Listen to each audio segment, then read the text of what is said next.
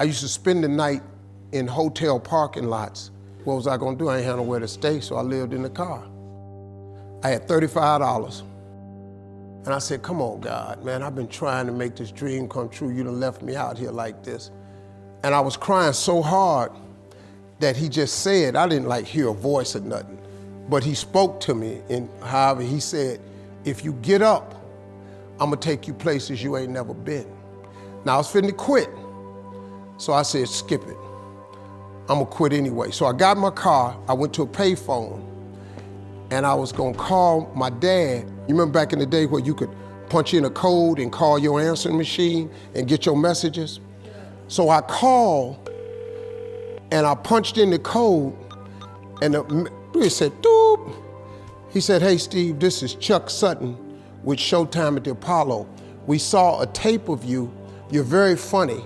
If you could get here Sunday night, we'd love to put you on television. Call me back, let me know if you can make it. So I hung the phone up, I'm crushed. Cause my whole dream of being on TV, and I couldn't get to New York. I got $35. How I'm gonna get to New York? I can't make it. So I'm standing there at the phone booth and tears just coming down my face. I said, God, so that must be a sign for me to go home. Cause this it, I ain't even got the money to go to the Apollo. My whole thing, I wanted to be on TV, I couldn't even make the dream come true. This is the most messed up moment. And so I said, man, let me call this dude back and see if he said this Sunday. Cause maybe he said next Sunday and I can hustle up a little bit of money or something. I don't know what I'm gonna do, but let me just call him back. So I called him back. Steve, this is Chuck Sutton, Showtime at the Apollo. We saw a tape of yours. You're very, very funny. Look, we have an opening Sunday night at Showtime at the Apollo. If you can make it, we'd love to put you on TV. I said, it's this Sunday.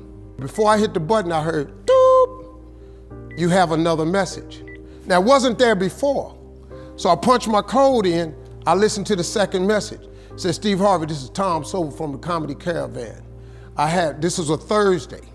He said, I have a gig in Jacksonville, Florida on Friday night that pays $150. If you can get there Friday night, you'll make $150.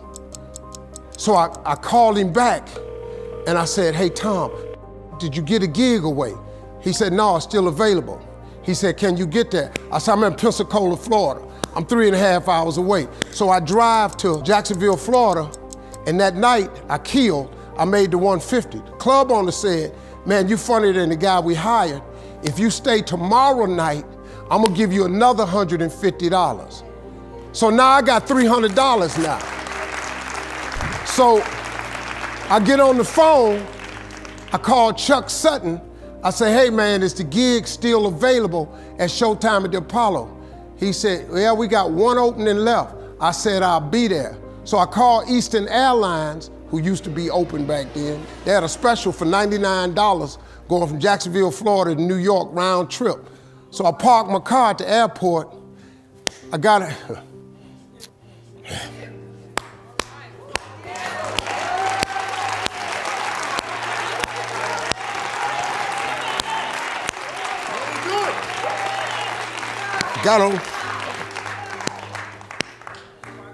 Got on plane, flew.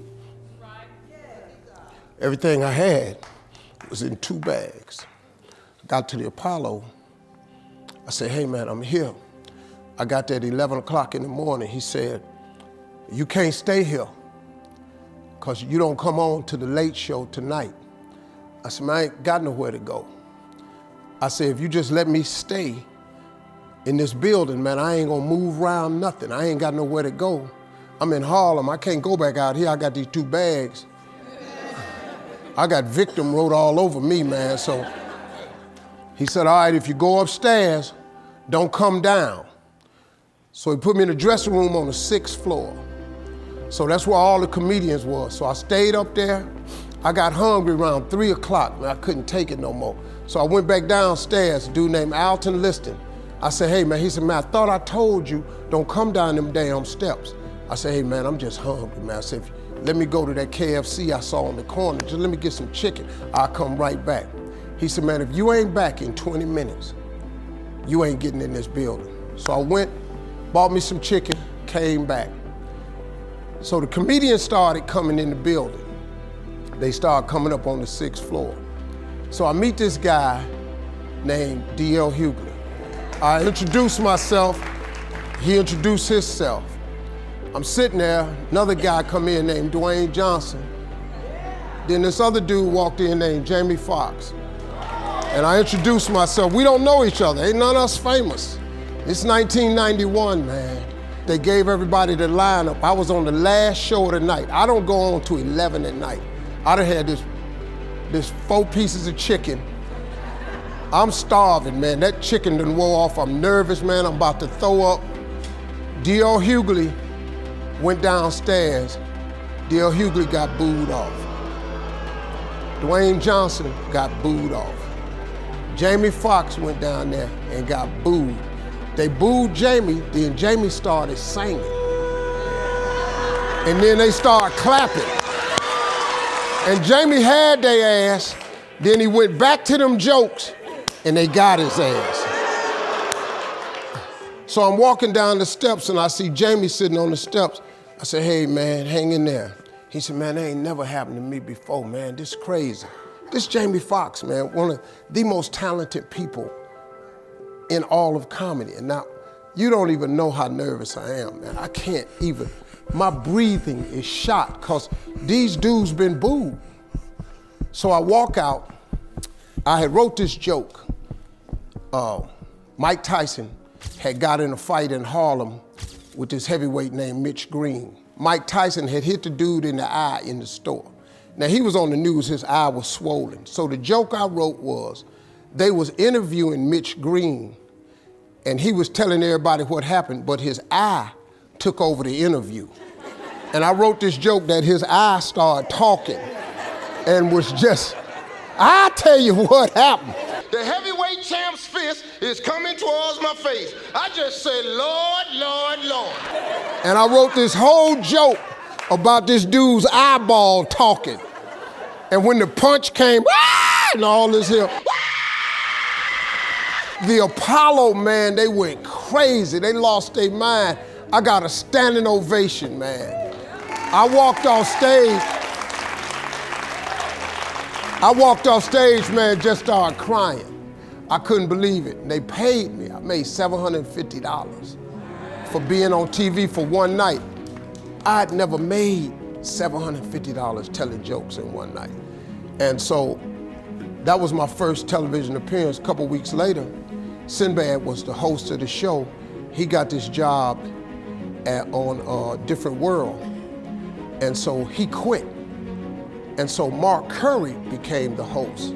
And then Mark Curry got hanging with Mr. Cooper and he quit.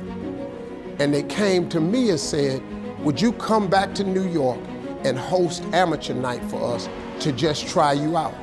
Oh, ain't no problem. And so I went to New York, I hosted amateur night and I was killing.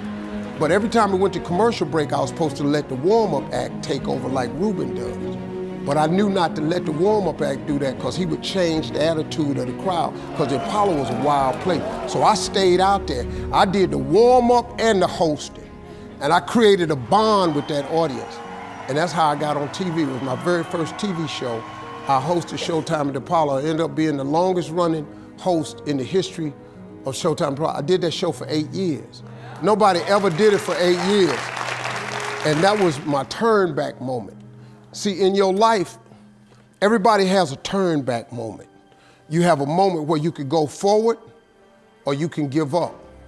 But the thing you have to keep in mind before you give up is that if you give up, the guarantee is it will never happen. That's the guarantee of quitting, that it will never happen, no way under the sun.